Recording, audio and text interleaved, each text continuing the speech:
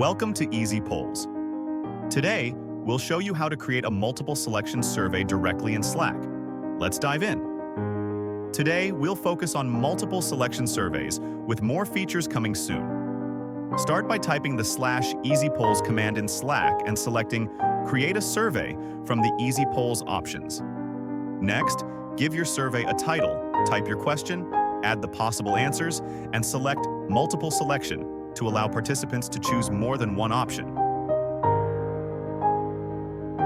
Preview your survey to ensure it's perfect, then post it in your desired Slack channel to start collecting responses. Stay tuned for our next videos, where we'll guide you through adding star ratings and short text questions to your surveys. Don't miss it. Transform the way your team collaborates with Easy Polls. Click the link below to install and get started today. Don't forget to like, comment, and subscribe for more Easy Polls updates and tutorials.